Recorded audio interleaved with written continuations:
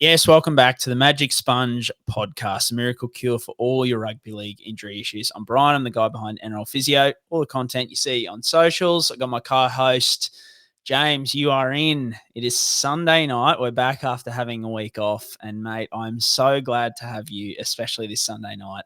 A, because we're going into the grand final, which is fantastic. But B, your Broncos made the call of all calls this week. Kevy Walters is on his way out. Potentially his son, Billy Walters, too. Mate, you must be on top of the world right now, I think.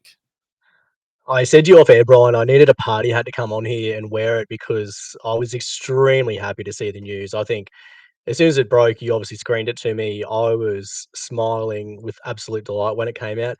And look, there's a lot to sort of go through with the Broncos. Like, they're probably the biggest news of the week. I guess there was big games of footy, and that was all good. But, you know, Kevy is an icon of the Broncos, no question about it. Like, it's probably Lockyer, Langer, and Kevy are probably the biggest most influential players that we've had as part of that club. They built it to what it is today. They were part of enormous success. And you might say, oh, he's unlucky because he got, moved on following the grand final last year when he was a Nathan Cleary away from, getting the title. And that's probably fair, but he made the finals 1 out of 4 years. And if you look at his pedigree as well, like, he was sacked by Bennett in the past, he was sacked by Bellingham in the past. He went over to Catalan. He won like 40% of his games. He won 50% of his games with the Bronx. Origin, he was 50-50, probably carried by Cam and JT, by the way. We'll say that quietly because I think a bit of the feedback there was a bit harsh, like bit hit or miss. Then there's this weird stuff like he moved Benny Icon on in 2023 when he was making football decisions. The Billy re-signing, the Billy playing. I think that erodes trust in your top 30. Yeah, he had injuries this year and that looks bad, but then their retention's been an issue. There's been a lot of media leaks towards this sort of time of year. It's not a big happy family there at the Broncos at the moment. The board probably has a fair bit to answer for as well here. Like, they've made a plethora of bad coaching decisions in the last, far out last 15, 20 years, basically since Wayne sort of did his time again. So I don't know where to go from here. Like, there's lots of names getting thrown around. There's like the old contingent of like, it's got to be one of our boys, it's got to be a Queenslander. So like, there's like, you're hearing Brad Thorns, you're hearing Peter Wallace's, Demetriou's getting thrown in there, Madge is getting thrown in there. It's a bit of a circus, but I think it's a good time to sort of have this all out, Brian. Like, because you've got the prelims and the grand final coming up. I think this will be out of the news cycle soon, but man, I'm watching this with a keen interest because yeah, this is to me, I think it's a good move to make. I think it's a move that had to happen. We've been talking about it ad nauseum on the Magic Sponge for weeks and weeks and weeks. So it's interesting. It's going to be really interesting to see how this shapes up. I think it's going to be a very interesting watch. And then we've got awesome footy to look forward to on Sunday night. We're going to do that in person as well, Brian. How good? Mate, I'm very much looking forward to having you and the Kurtz family at the senior household for the granny. We might do a late night sponge recording, emergency sponge recording if we need to. But yeah, mate, I mean, I still hold a soft spot for the Bronx, even though I'm fins up, these days, going through the Bronx fandom in Brisbane, like during those uni years and into the early 20s and stuff like that. But I just think at the end of the day, how quickly it all went down, like there had to be some pretty big things come out in that review. And even though going to a new coach, you don't guarantee that it's going to get better, like I just don't think it was going to be any good under Kevy. I think we've spoken about that many times. I just don't see how they could have sustained success with what was going on under Kevy. So I think it's absolutely the right call. I was very excited to message you the news when it came out because I knew you would be very happy. Look, there's a man behind it all, and Kevy obviously loves the Bronx and loves the club, loves everyone around there, and he's so passionate about it too. And like I think he's a fantastic, and not that I have very little footy knowledge, mate, but I just think he's a fantastic assistant coach. I think he'd be a fantastic assistant for someone out there. I just don't know whether. Yeah, I just don't think we're probably at the point where you can have a guy who, just is so emotionally invested to a point where, like, he he tears up like really, really commonly. And I think though modern footy is moving in the right direction, James, I just don't know whether it's gonna. Yeah, and maybe that's me being a little bit yeah, I guess harsh on him, but yeah, I think I look forward to seeing what happens next. I reckon if they go Madge, that's going to be mate, that'll be full on. Like, what are your thoughts very quickly before we get to the injuries?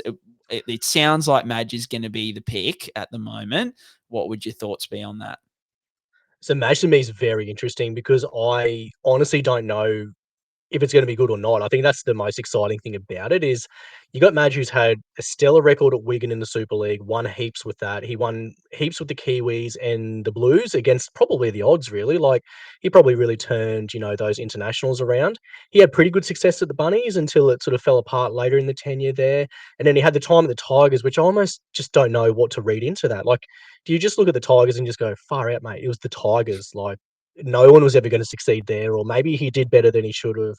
The recruitment and retention at the time there was diabolical. I don't know what to make of the Tigers stint as to his coaching credentials. But when you look at it on paper, you got like Wigan, Australia, New South Wales, and Souths. There's a fair bit more good than bad there, and I think really if the Broncos just need to find that person who has the edge, has winning under their belt, and has a few more credentials. Because look at what they've hired previously, Brian. Like we went from Bennett to Henjak, that didn't work. We went to Anthony Griffin for a bit, that didn't work. We went to Seabold for a little bit, that didn't work. We sort of look at these guys that are like not highly credentialed, which is weird because it's one of the most sought after positions in the comp, I would argue. Like you got, the financial backing at least is like probably second to only the Roosters, maybe if you're lucky. But even then, they're in a sort of financial realm of their own. So I wouldn't. I'd be very surprised if they take on someone that's fairly green or maybe doesn't have a huge amount of success under their belt. I guess Madge looks like the best option, and I think if you're a New South Wales fan, you probably hope Madge doesn't leave because he did a really good job with them this year. When you look at where they were 1-0 down, like, it was an amazing job that he did. It'd be a hard one to give up, though. Like, he's just won that series. You probably got Latrell next year. You probably got Tommy Turbo next year. You got Cleary coming back. Like, it's a pretty good gig to give up. But I think the financials would be interesting, Brian. I don't know what the New South Wales Origin head coach pays compared to, say, a Broncos head coach in this sort of situation. Like, I'd be very interested to see what the financials look like there. And maybe that's the thing that'll persuade Madge to take this thing on full time compared to what he can do with the Blues. I don't know. I don't know those details. I'd love to find out more about that. That would be my take. Yeah, I think it'd be a fairly sizable difference, especially with the Bronx behind it. And yeah, I like from what I've seen from Madge in different pods and interviews that he's made, he still has that really wants to do that head coach week to week kind of thing. So yeah, it's just all it's all very good, very rugby league, mate. This time of year to have this So going rugby on. league. I love it. I Yeah. love it. All right, guys. Into the injuries. Sorry for the 8 minutes of rambling from the two of us, but we have missed it for the last couple of weeks. So we now we're on YouTube. Get on over there and subscribe if you need to. You know why you're here. I think by now we're going to hit all the injuries in the GF and what's going on there. Once again, just to mention, Patreon is no longer a thing. I'm taking a break, permanent break, because life outside of NRL Physio is getting a bit hectic. So something had to give. So once again, thank you to all the patrons over there who gave me so much support. But if you're looking for it late this year or into early next year, unfortunately, it is no longer there. So everything you see will mainly be on socials or on the Magic Sponge pod. But otherwise, look, guys, let's get into the injury wrap for the grand final, brought to you by Pain Pod. Drug-free pain relief anyone can use.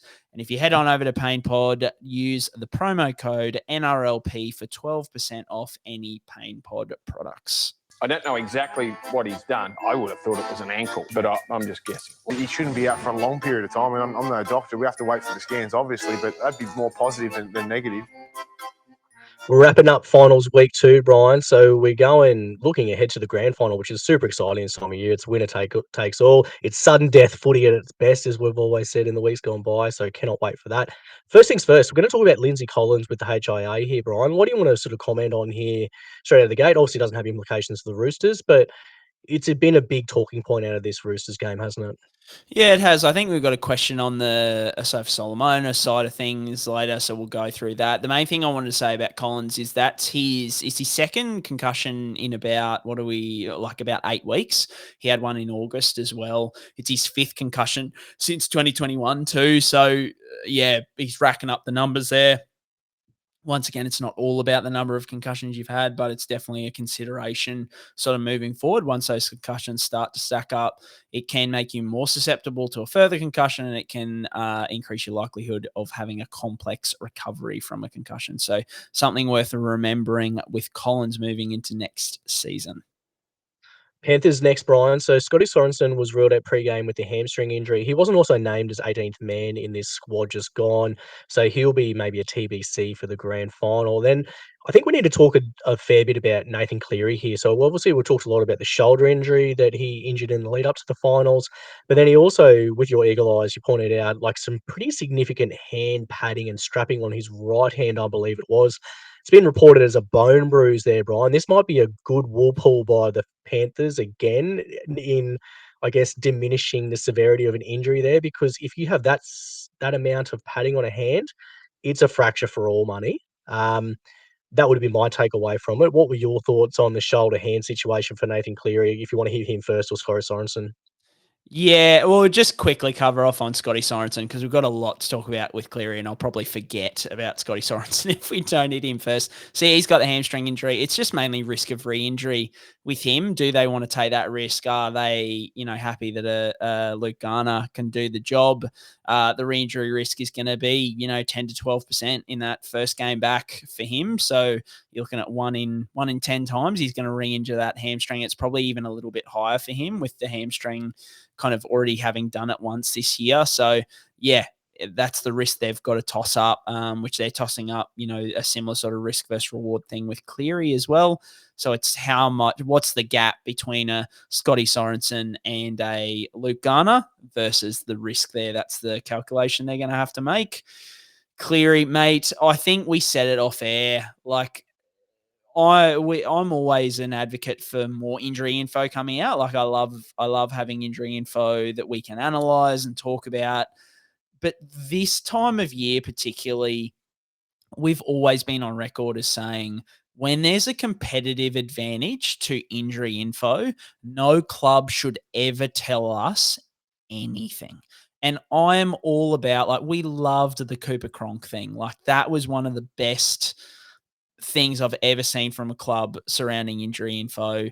We had Dylan Edwards a couple of years ago from the Panthers, them saying, oh, he's just got a plantar fascia issue. He's managing that. That's why he's in a boot. It comes out post-match. He's been playing through a fractured foot for however long. Like that kind of stuff, this is a part of, like, Panthers are so good at so many things. But this is part of it. It's absolutely part of it. No, like there should be no club. Melbourne, I think Nick Meaney came out and said, when we'll talk about him soon, about his burst bake assist. I hope Nick Meaney has like a rank PCL injury and he's just underselling it as like, I just burst a bake assist, no big deal. Because teams should absolutely be taking the piss with injury info. I know there's, that like there's stakeholders, fans and all that kind of stuff. But especially the week before a grand final, mate, you should be using everything in your power to within the rules to try and win that game. And if taking the piss a little bit with some injury info can, and have you guessing, like they say, it's a bone bruise, it's not a fracture. Does that keep the other, little bit of guessing in the Storm's mind? Oh, should I target it? Should I not? Is that big a deal? So yeah, all about it. Love it. I totally agree with you. Like I had one of the journos message me today and say that he had been told that it was the scan said no fracture, just a bone bruise from the game 2 weeks before against the Chooks.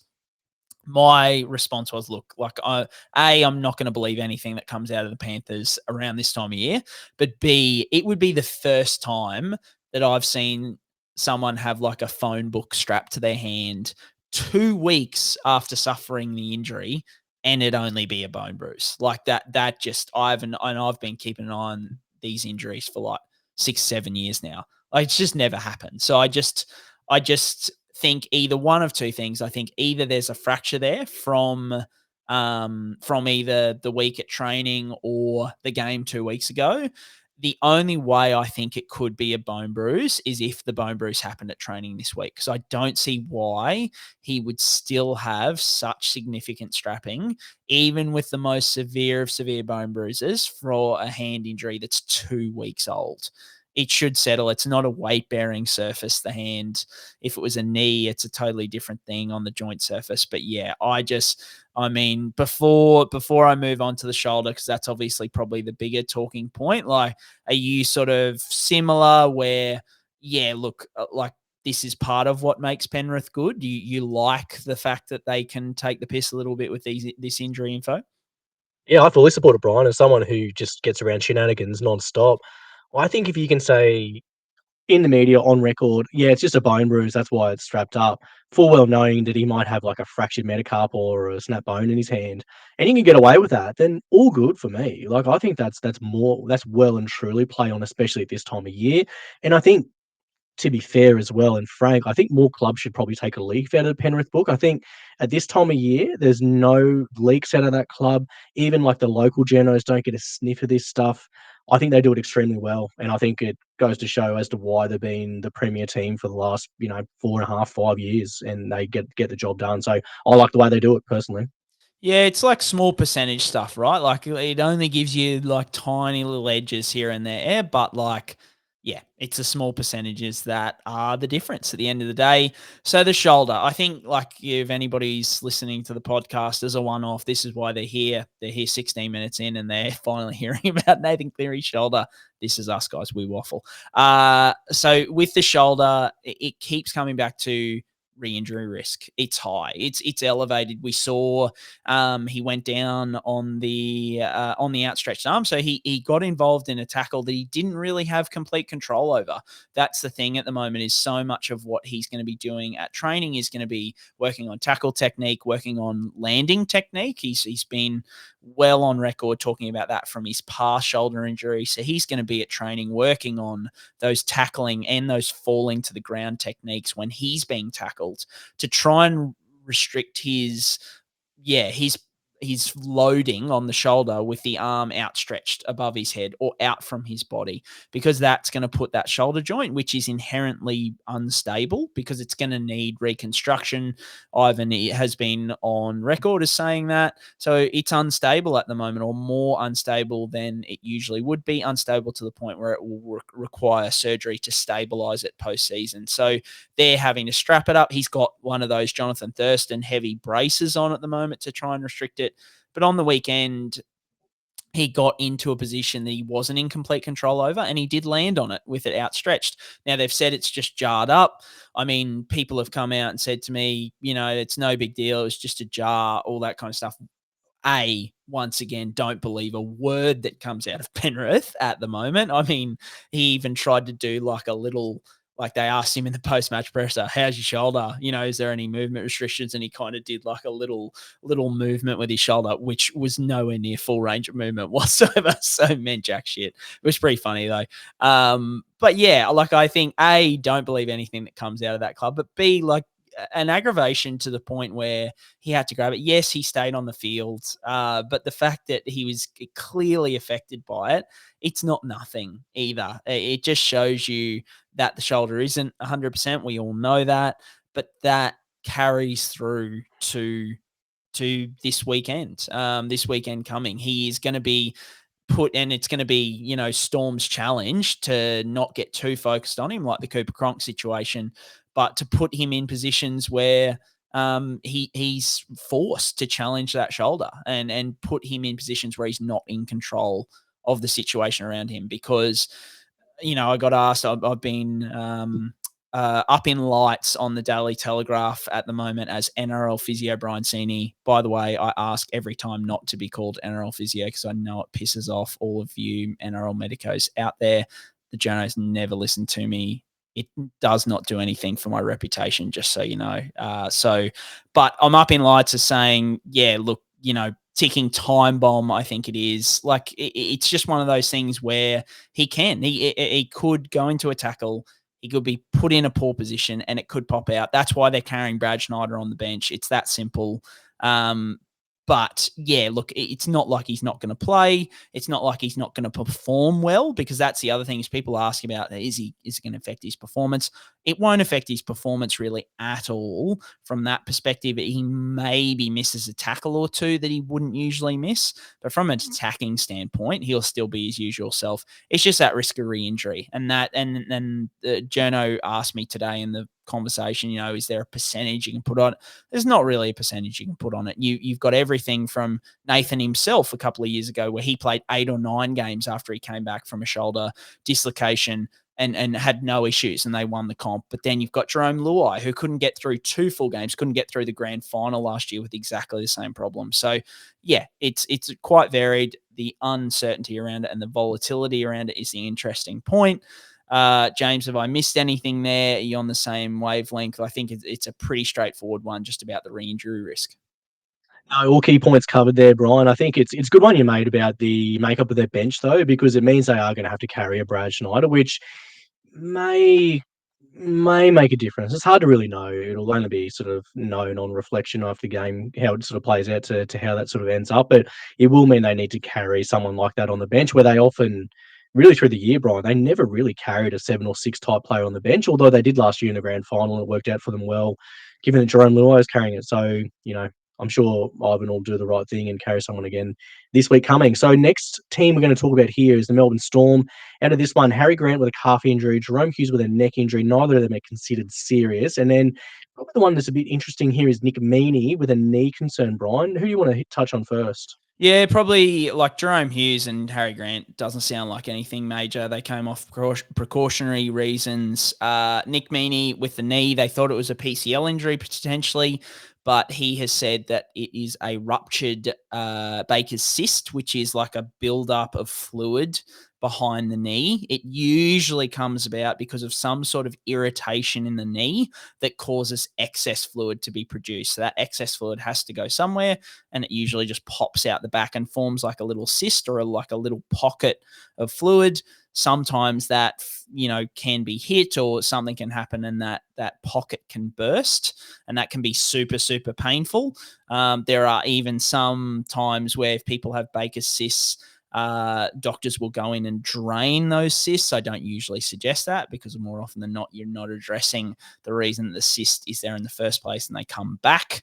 Nick Meaney, interestingly, did already have strapping around that knee. So whether he did already have that Baker's cyst was giving him trouble and it's just burst, whether there is a PCL injury there. Once again, we can only talk with the information that we have, but we can't really believe much of what clubs say at the moment. But yeah, I doubt it's going to affect him all that much. Once again, performance-wise, if it truly is a burst Baker's cyst, yeah, he's not addressing the potential underlying cartilage irritation that's in that knee. Maybe he's got a PCL injury in there. Actually, he's not addressing that, but it's 1 week. If he had it in round 2 or something like that, I think, yeah, that might have implications, but I'm not overly concerned about him getting through 80 minutes. What about you, James? No, same with me, Brian. I think you're probably going to see him play the full 80 minutes. I think I don't know what time he came off in that game, but he had a bit of an early shower because the game was well and truly out of reach. So I think if you needed to have him out there, I think he would have remained out there on the field. And to your point about Baker's cyst, either a cartilaginous thing, or sometimes they talk about any internal derangement. So whether that's cartilage, meniscus, or ligaments, they're the things you're looking out for with a Baker's cyst. Mate, that they need to be addressed. I saw someone commented, and you and I talk about this all the time. I don't know whether they're a health professional or what, but it was like they were asking for links to studies that I could provide for evidence that Baker's cysts are related to cartilage issues in the knee. Oh, okay.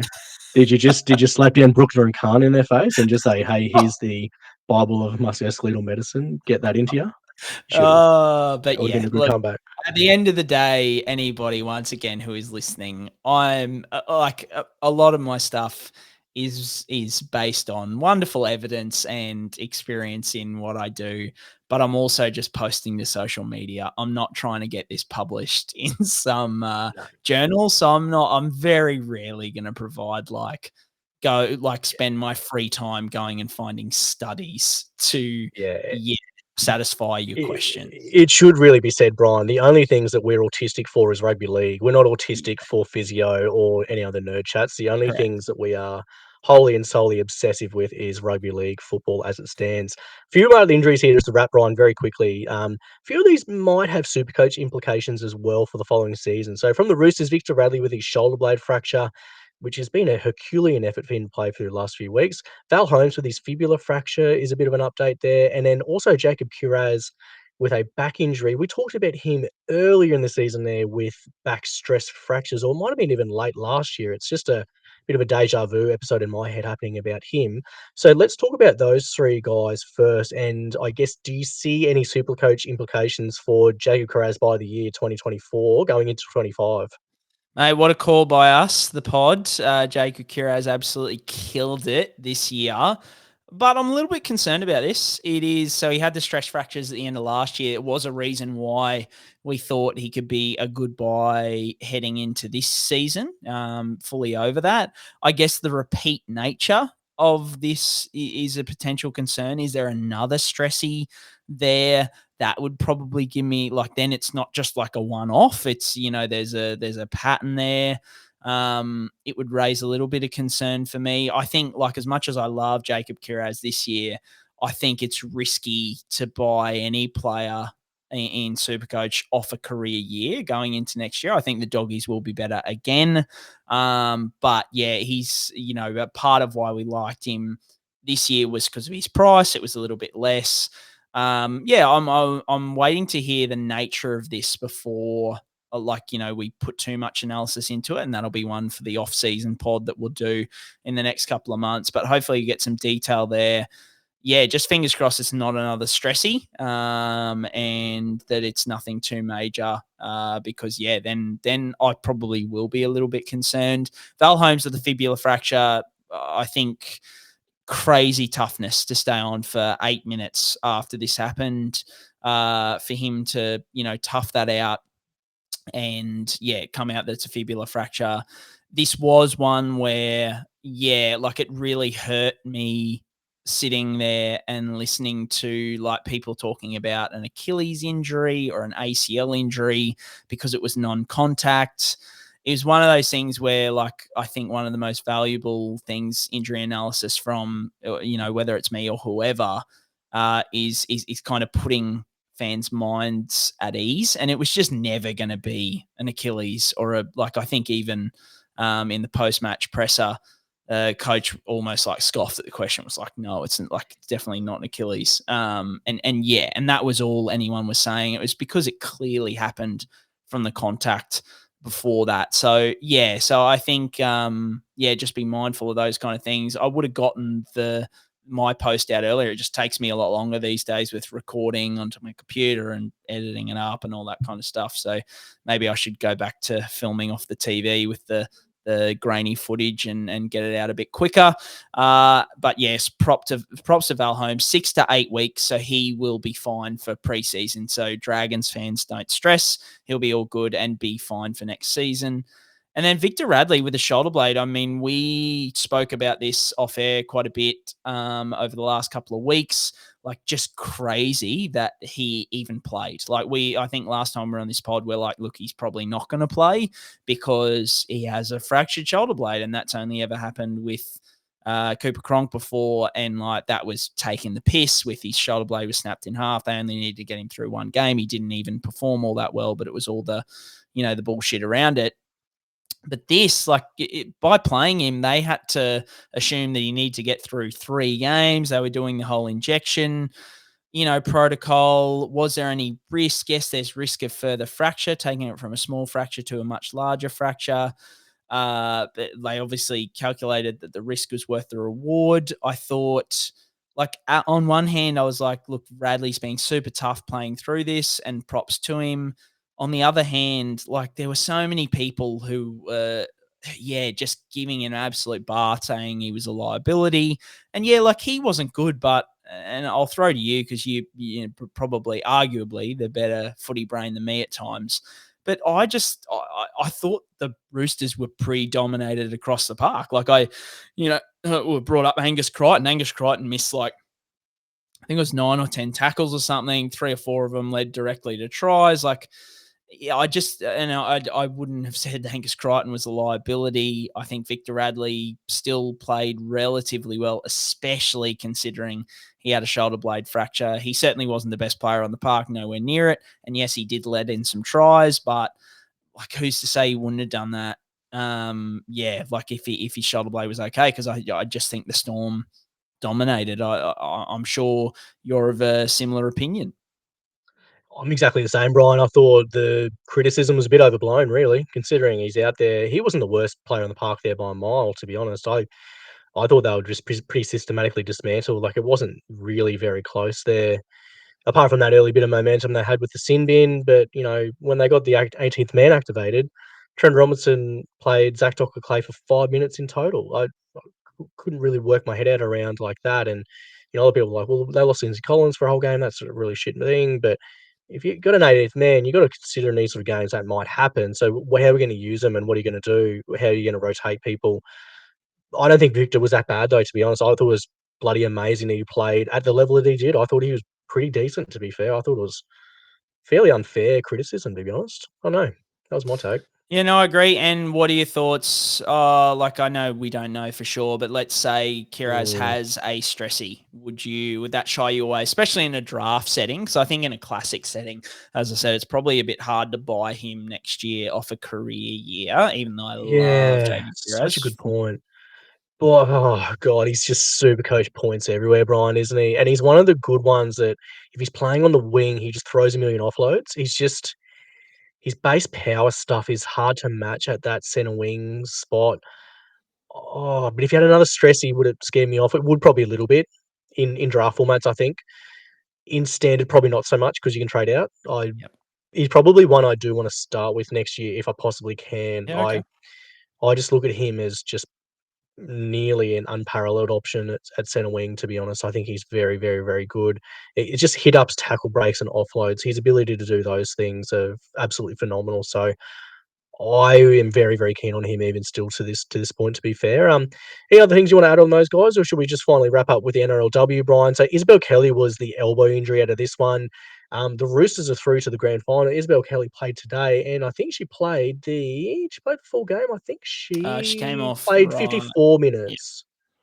Just Yeah, so I guess precautionary, apparently. precautionary, So, okay. yeah, just precautionary. I just put her in there. It's really the only injury concern that we know of at the moment going into the grand final. So, yeah, like I think a lot of people were a bit amazed at her playing sort of the week after the ligament injury and elbow dislocation. I mean, my initial post sort of said, look, like they can push these. I know of a particular incident in the NRLW this year where there was an elbow dislocation on a Wednesday that was then injected on a Friday to get through the captain's run and came all the way up to an hour before the game, and they just didn't play her. So that's a bit extreme, 3 or 4 days return from an elbow dislocation. But yeah, it can happen. They local it up pretty well, local anesthetic, strap it up so you can't like extend it all the way.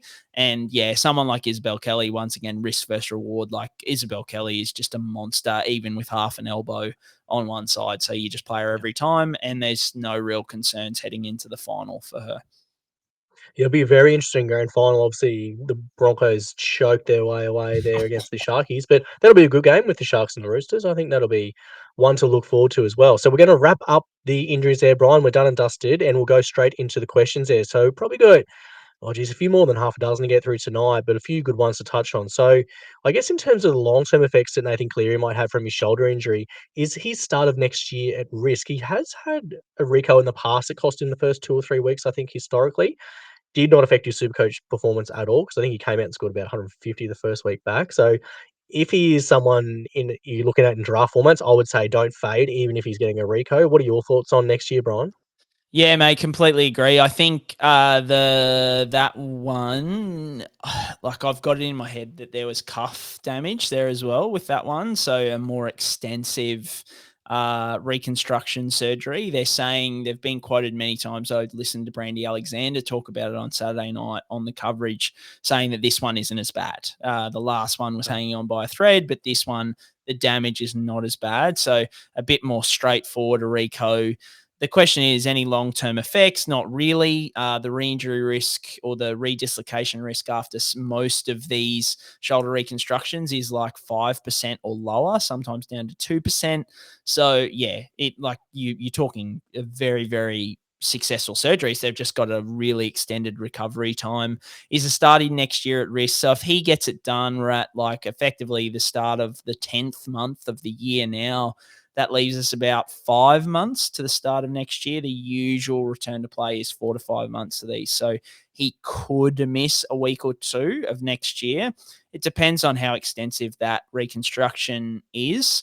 But yeah, you just can't shy away from him. I think if he's named to play round 1 next year, he's in my team like 1000% from a classic standpoint, and he's still the first overall pick for me in draft. Even if they said he's missing the first 2 weeks, I'm still picking him at 1. Yep. Like you're the same, I assume. Couldn't agree more. Yeah, I don't think there's anything else we need to add on there. He's just, if Nathan Cleary plays rugby league football, he must start in your fantasy team. That is probably the first passage of the Bible there, I think, Brien, if you're going to reflect on the Bible from all the way back then, that would be what it says. So question number 2, Brien, is how close do you think Ryan Papenhuyzen is to 100%? He's not goal kicking, obviously, but his speed and acceleration looks pretty good. Mate, I put out a post at the time just being like, how good is it to see Paps killing it, mate? Like he was, I haven't seen him with that burst in a while. I think it's been here and there, but it was really on show in such a big game.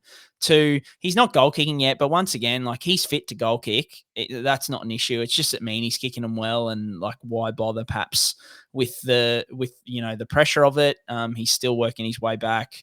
I would say that speed and acceleration looked back to its best in the shorter distances. I think top speed and like ability to really kick on probably isn't quite there. And I'm going a bit niche here, James, but I'm sure you've watched the NFL as closely as I have recently.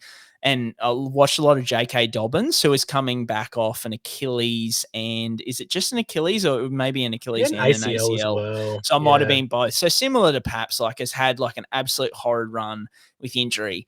And like there's been so many times in the first like 4 weeks that J.K. Dobbins has bust through the line, gets into the clear, and he's like 5 meters in front of everyone, and they just mow him down over 30, 40 meters. And I think we saw that a little bit with Paps. He bust into the backfield for the try off the 20-meter tap. And Dom Young's rapid, don't get me wrong, but Dom Young swallowed him up, like absolutely swallowed him up. So I think Paps, and like I say all that, like this is completely understandable. Like the injuries that Paps has been through are so extensive. The fact that he's back out there, like I think I said, I was talking to my brother about it today. We were out there seeing them, and I said like 99% of NRL players or just professional footy players would kill to have a finals game like Paps had the other day. Like to have a game where they came on and they put on, like he wasn't the best player on the field, don't get me wrong, because, Jahrome Hughes was there and Cam Munster was killing it. But like Paps played so well in such a big game. Like players the vast majority of players do not do that. They don't get to that level. And he was able to do that off the back of the injuries that he's had. I just thought it was fantastic. It makes me really excited to see how he goes next year, coming off a full off season where he can really build that performance. I think as time goes on, obviously there's increased, concerns about osteoarthritis in and around that patella, particularly the kneecap. Is there some wear and tear there with the patella being put back together like a jigsaw? But yeah, I just props to him, was so about it. And from your perspective, sort of, what do you think about the performance levels? Like acceleration really good, but probably not quite back to top speed yet. Hey. Yeah, I agree. He's probably at 85% of what he was when he sort of burst on the scene, when he was absolute gas. Like, he was just rapid.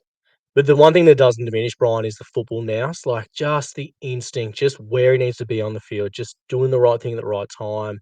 He's just elite when sort of that comes to it. So him being on the field where he is, I think is a testament to him to get back to that level.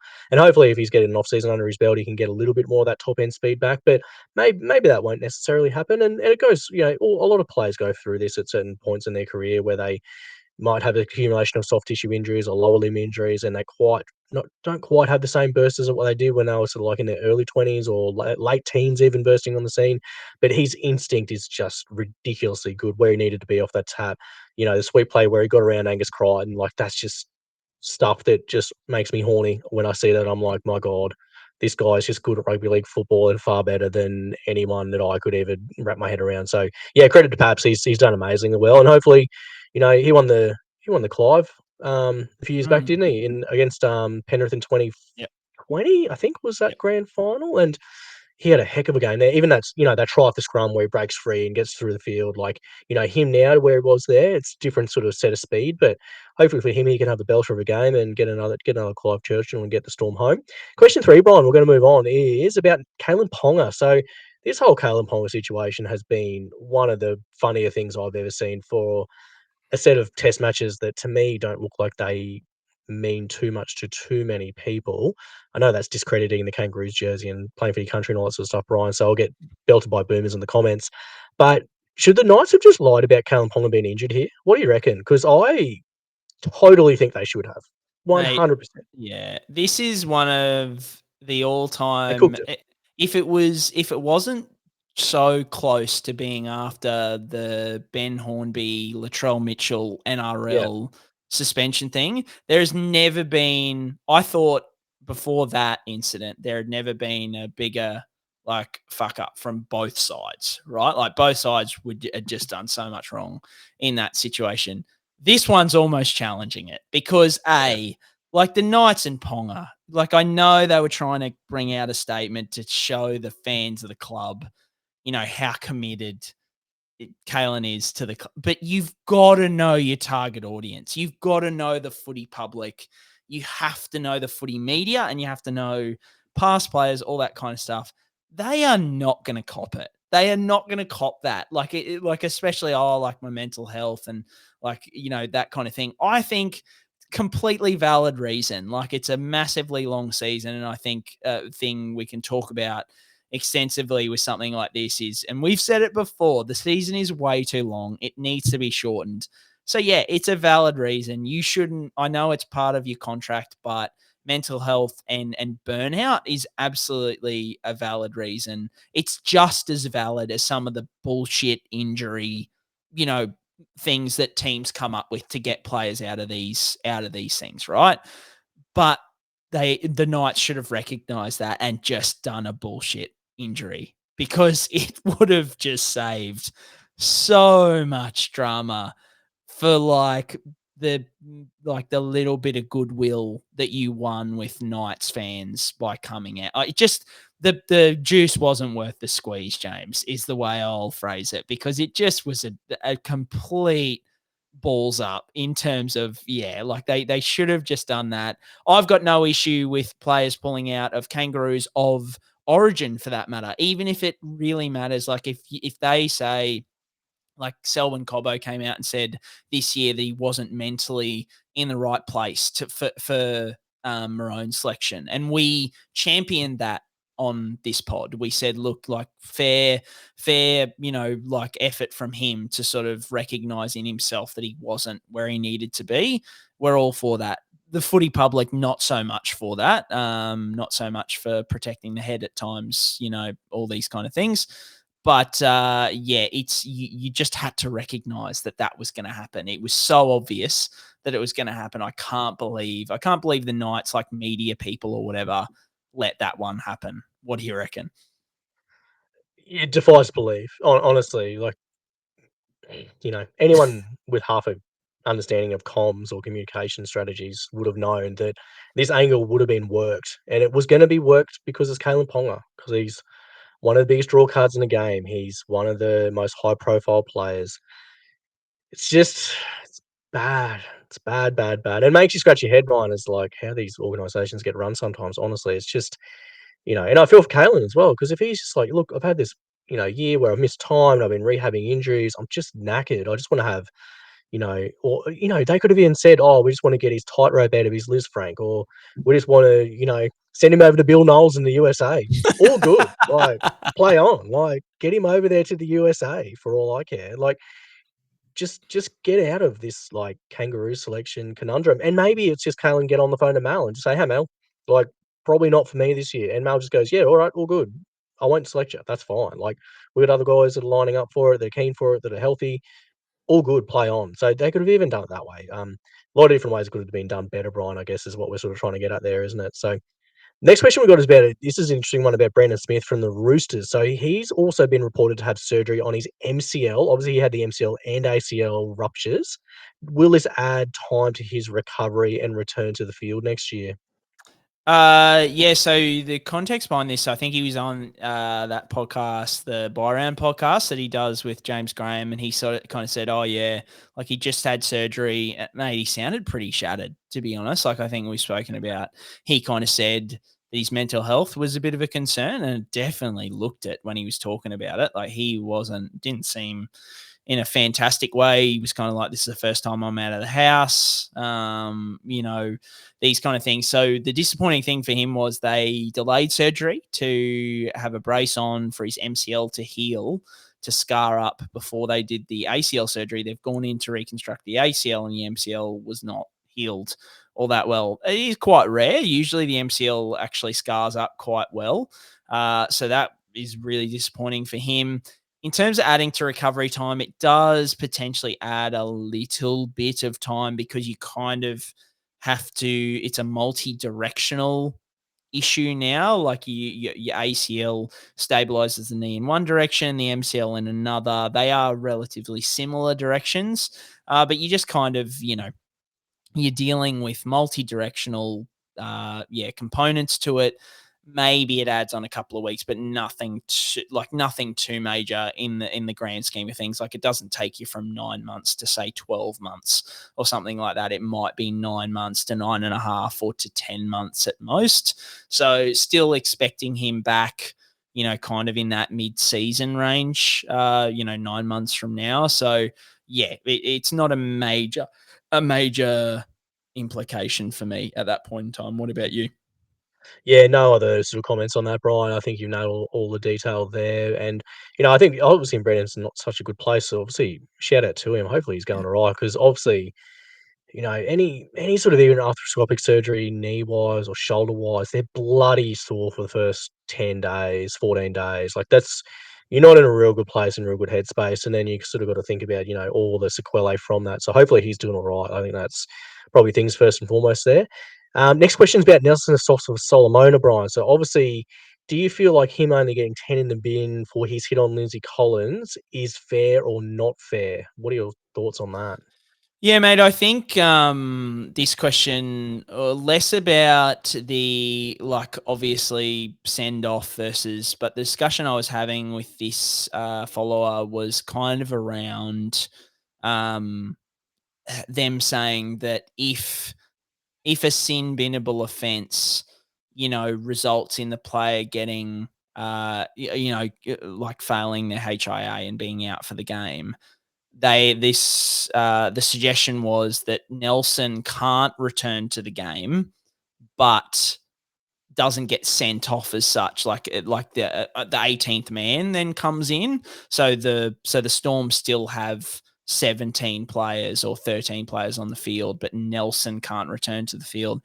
I just find it really hard to base that kind of thing on whether a HIA is failed or passed. Because we've spoken about in the past, like HIA, not a fantastic assessment on concussion, like not the gold standard for sure, very subjective.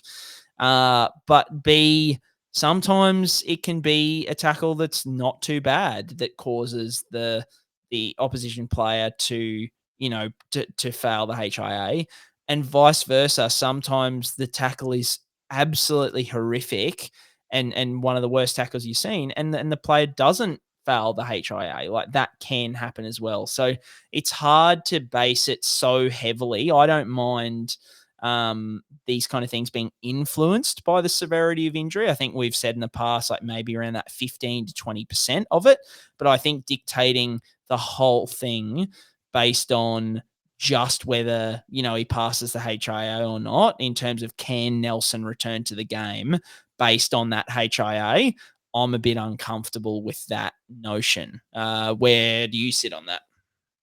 I don't have any other things I would suggest or add in. I don't think Brien. I was fairly happy with how it was handled the other night. I thought, his first hit up of the game. Who was reffing? It wasn't actually Klein. It was Grant Atkins. He just went, "Yep, straight 10 in the bin. Yep, we'll move on." I thought that was handled pretty well. I don't think it was to the severity of like a Reece Walsh-Suaalii sort of incident like we saw in Origin. Maybe there were a little bit of mitigating factors with, multiple people in the tackle. Maybe Nelson didn't have a place to go. Was it a swinging arm? Probably not. Was it, shoulder first contact? Probably not as well. It's a bit of a tricky one. I sort of can see it from both angles, and I think it depends on the colours that you wear as to how you want that dealt with. But in saying that, I think how the 18th man was activated by the Roosters, I don't think they will utilise that all that well anyway. So I understand it's a disadvantage having Lindsay Collins, one of your better props in the game, getting ruled out. But I think how they utilise that 18th man probably didn't leave a lot to be desired there either. So that'd be my other sort of add-ons there. The next one's about a physio and chiro sort of type thing, I suppose, Brien. Probably stereotypically of chiropractors, but like, why do you hate people having neck manips done or neck cracking? Is there really high risk with those sort of interventions or those types of approaches there? Yeah, so I'm just getting up the tweet, but effectively there was a tweet this week from a doctor who had come across a young patient who had no significant medical history, who had had their neck cracked at a chiro and suffered a stroke, and was just putting it out. And it got, you probably have seen it, even if you didn't see it from me, you probably saw it. It went pretty viral this week on multiple different platforms. I just kind of said, look, definitely worth reconsidering whether you let any health professional, so not a chiro versus physio thing, chiro, physio, osteo. I know there's physios who do it as well. They crack necks. For just a public service announcement for anybody listening. And look, you might be out there being like, oh my God, what is this guy talking about? My chiro, physio, whoever has cracked my neck and it feels so amazing. It's so good. It's gotten me out of so many binds in the past. Why would he say that? At the end of the day, I would say to anybody who successfully has had their neck cracked, if your neck responds well to cracking, there's probably other similar techniques that are much lower risk that you would also respond positively to as well. Because, it's just one of those things where the risk isn't that high. Like, it's not a high risk of this occurring. We're talking about 1 in thousands, right? Thousands risk. But it's a risk of a stroke and a significant life-altering injury. And I think that's the where the risk just isn't worth the reward, because there is not enough evidence there to say that neck cracking is better than so many other treatments. Even there's some evidence that neck cracking can be no better than just leaving it alone and giving it time, right? So it's just one of those treatments where the evidence behind doing it isn't fantastic. And look, I recognize that there are many treatments out there, even some treatments that I'm sure I use, that the scientific evidence isn't fantastic. But a lot of those other treatments don't have risks like this, where the risk is, for a stroke and something really significant. So I love chiros. I have some chiros who don't do neck cracking, who I refer a lot of patients to when they need that style of treatment. I think chiros can be really great in the holistic management of people's problems if they are, they have a lot of exercise base behind them and those kind of things.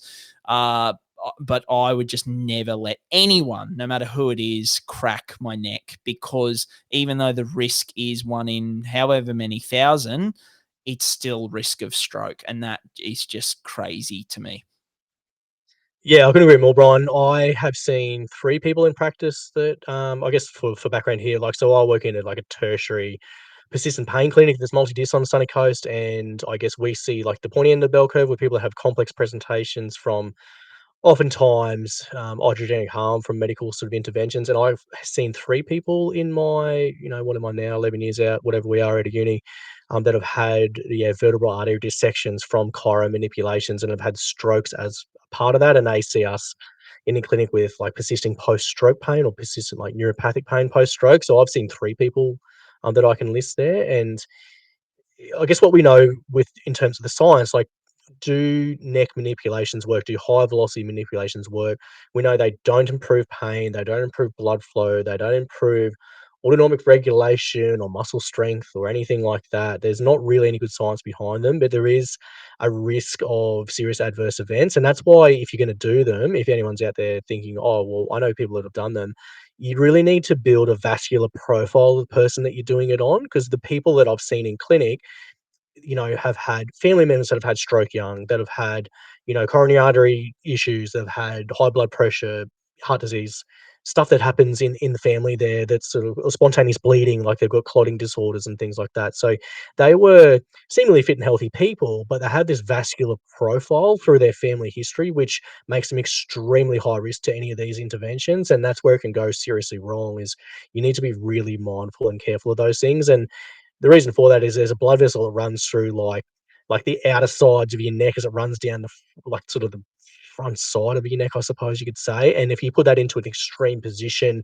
and manipulate it high, like with high velocity, then that can be compromised, and that's what can cause a stroke. And, as we know with strokes, like, serious disability, but they can also be fatal as well. Yeah. So they're big things that people need to consider there. So that's probably where I sort of stand on it. I've seen, like, the worst of the worst from it. So I would be like you, I would be like, protect your neck. If anyone comes near your neck for a minute, I'd be like, "No, mate, just, like, we can do other things that have very similar benefits that have way less risk associated with this stuff," and that would be the way I go around it. Any other things you wanna add on there, Brian? I think we've sort of, gone Just pretty put a deep in heat there. pack on your neck instead and see if that Yeah, works, because there's probably just as or much evidence for it. yeah, that's right. Or just, like, watch Kevin Walters get fired by the Broncos and have a little smile on your dial and get that serotonin boost that you really need for your brain. All right, next one, Brian, is when players get needled up, what type of needles do they get? Are we talking cortisones, local anesthetics? What sort of things do they get injected with if they do get needled for, like a Victor Radley type scenario there?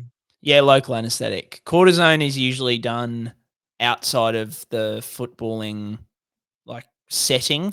So they'll go off to, during the week, get a cortisone injection on something that they like, say, for example, whether it's an AC joint or an ankle or something like that, they'll get that early in the week, a cortisone being a very strong anti-inflammatory, as like a treatment to try and help settle down the inflammation. But for games, when talking about getting needled up, it's just local anesthetic to numb the area. That's all it is. Yeah, really nice. So second last question, actually, no, yeah, second last question, sorry, Brian, is about, there's an article about Keith Titmus, who was the Manly player who passed away fairly tragically a couple of years ago.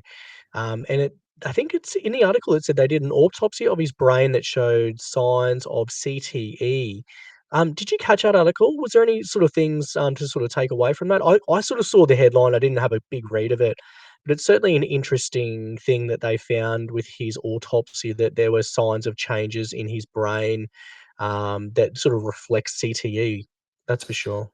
Yeah, look, like, once again, I'm not about to claim to be an expert on this topic, even though a lot of people seem to think that I do. I go to Dr. Alan Pierce for a lot of my information on this because, yeah, he is the guru. And yeah, effectively showed signs of grade 2 CTE, which obviously, isn't the worst, but isn't the best either. My main takeaway from this is at 20 years old, his parents were interviewed as saying they can't remember him, ever suffering a major concussion, I think was their terminology, like he'd never been knocked out or anything like that. They said he had copped some hits to the head and some whiplashy kind of things over his career. But yeah, my main takeaway, I think, is we say over and over again that when it comes to brain injuries, what the science and medical community knows, it pales in comparison to what we've still got to learn. We just know so little compared to what we're going to learn about these effects over the coming years and decades. So that's why it's things like this why there is hesitation around head contacts and training, contact training and these kind of things, is because they're like there's some scary stuff happening to young people that affects them really significantly, not only in their elderly life but in their younger life as well. Obviously, it didn't play a role in him passing away here, but it just gives you some insight into it. And I think a really interesting post I saw during who I retweeted was Warren Smith, one of our favorite commentators, who said, look, like, when the shoulder charge got banned, when the head high tackle crackdown came in, all this kind of stuff, everyone's, the game's gone soft. People are leaving the game in droves. I'm never watching the game again. Game's never been more popular, James. Like, crowds are up, viewership's up.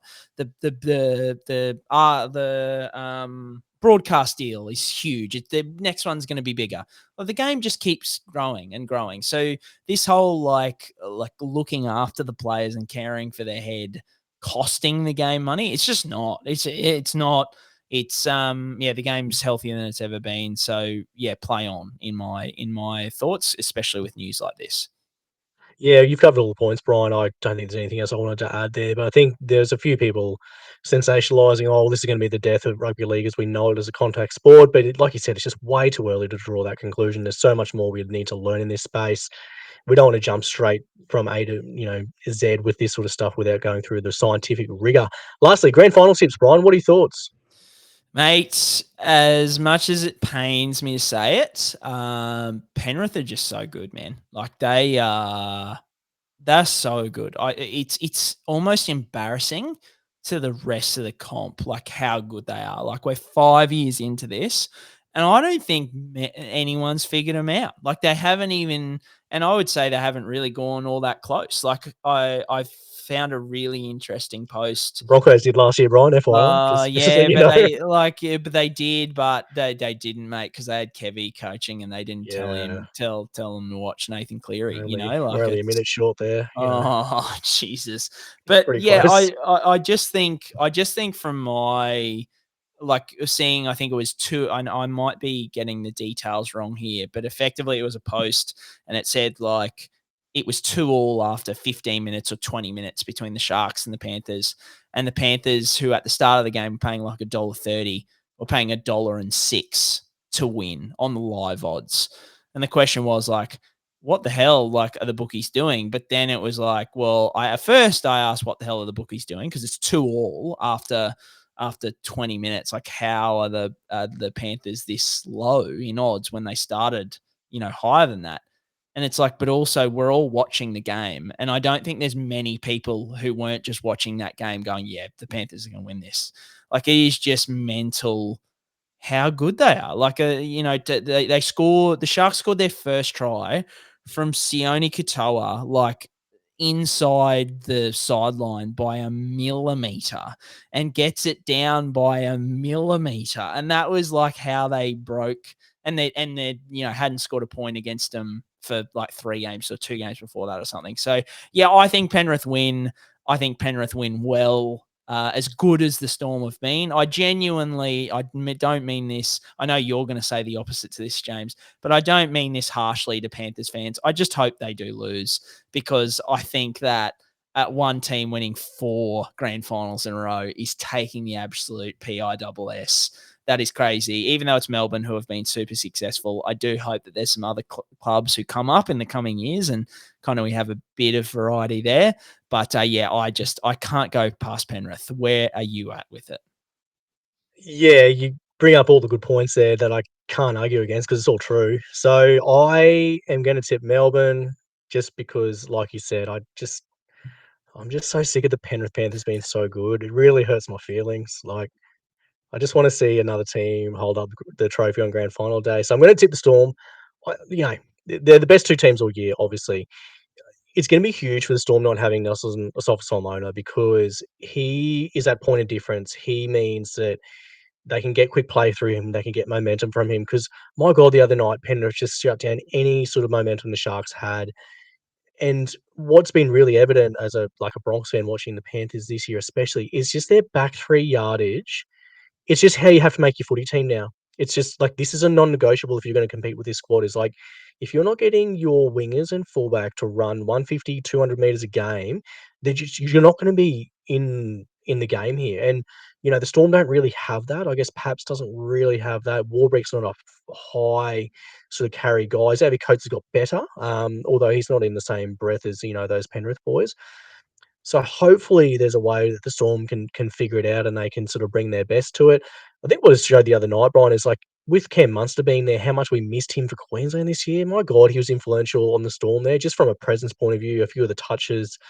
There's always things happening with Cam Munster, so hopefully he can sort of conjure some magic there for the Storm. So I hope they win, but I think if they do, it'll be a real slug 'em out, grind 'em out sort of affair where it might be like a 14-12 or like a 12-10 or something like that. I think Penrith are pretty stout defensively. The Storm are as well, but then, if it's pretty sort of end-to-end footy, the Panthers won't throw anything super exotic at you from their own end. They really wait for front foot footy to make that happen. And the Storm will leak a few points because they've got centers and wingers that are probably a little bit defensively frail, but I just see it being a fairly closely fought struggle there. They're both pretty healthy. I think the Storm probably have the better health, but yeah, in terms of impact, I don't know how the Melbourne Storm forward pack can get over the top of Penrith or even match them. I think you'll just see Penrith just keep rolling is how I see it playing out. But God, I hope the Storm win, Brien. I'll just say that. I'll leave it there. Yeah, I think for me, one thing that I picked up on, even though the Storm dominated quite well, I think they were a bit susceptible down that right-hand side, like the Nick Meaney side. There were quite a few breaks and they were left short on quite a few plays where the Chooks just couldn't quite get it out to the winger. So I think whoever's playing on the left for the Panthers might be in for a try or two there. But yeah, look, Penrith are just so good. I won't waffle on about them too much. But yeah, man, they are good. Let's go to Bundy Mixer, mate. I think we have the same team this week without even talking to each other, which is funny. I think it's pretty obvious the way that you go this week, but let me know, what you did this week very quickly and then what you're looking to do in the grand final for the last week of the mix.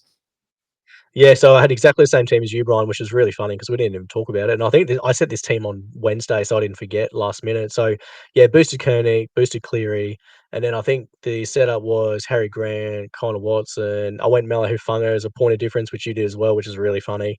And the Broncos let us down, and Melly let us down. I haven't picked her well all season, so that really sucks. And then I went to Mika Upton, and it was a Sam Bremner week.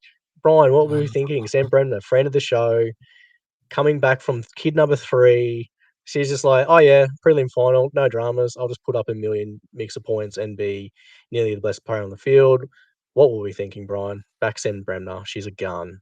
Mate, Absolute worldie. Oh, I was so close. I tossed up between those two all week. And I was like, I just can't do it. Went the Queenslander. Just an idiot. But Melly Funga, mate. You're killing me. Killing me. And I watched the game today and Even though the socks down, Brien. We were going for socks down too. And Gal Broughton was copping an absolute pasting from me on the couch because the amount of times she went left and just flung those touch cutouts, like the big, rainbow passes that just aren't fooling anyone to the winger. No one's getting done by those. And I'm like, you've got Melly right there. She's ready to go. Just give her the pill. And they just never gave it to her. I was like, oh my God, my mixer team was struggling. So yeah, it was struggle. What are you thinking for the grand final, mate? Who do you want to target to try and win the whole thing? Yeah, in terms of, I'm just trying to think of point of differences sort of type scenarios, but the Roosters NRLW players are sort of it, aren't they? It's Koenig, Kelly, and probably Bremner is how you sort of played out. Maybe you do Taran Aiken as a point of difference in the halves, but then how do you go against Nathan Cleary? You can't really not go Nathan Cleary.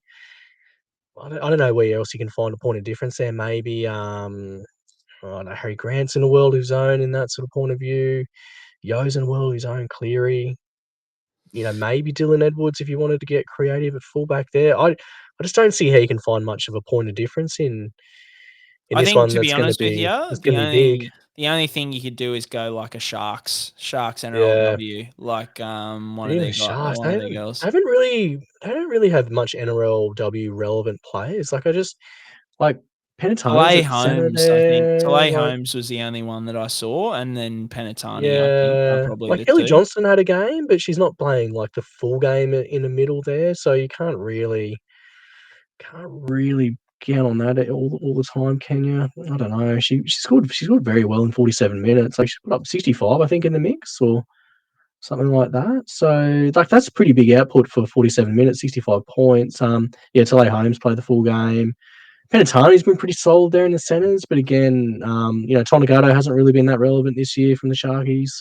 I think I don't really know Penatani how else over Isabelle Kelly would be, that might be a play. like, Yeah, that could be one that you could go. I don't think I could do it yeah. myself, but you could potentially go that. Maybe go hot with Jess Urgis would be the other one. She came back, played 47 minutes off the bench.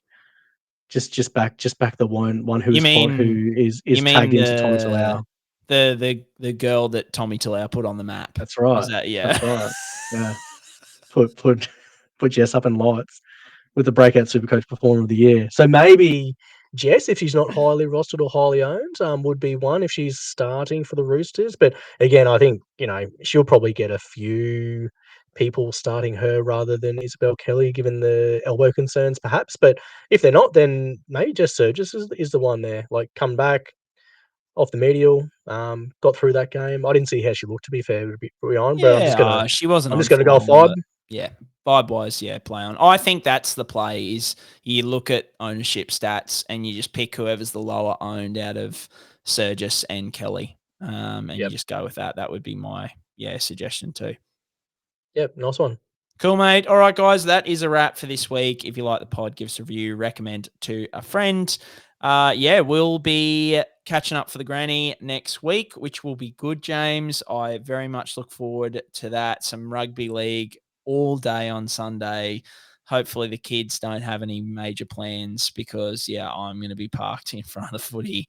I can guarantee you that. Everyone have a good week. James, hopefully we'll do a show sometime over the next month, 6 weeks. We have to commit. We have to commit to a Golden Sponge Awards this year. We missed it last year. We have to commit to that. So we'll get that out sometime over the next couple of months. But otherwise, then looking forward to NFL and cricket and then next season, which we'll cover extensively in the lead up to that 100%. Season. All right, guys, have a good week and up the mighty, mighty Redcliffe Dolphins. Suspected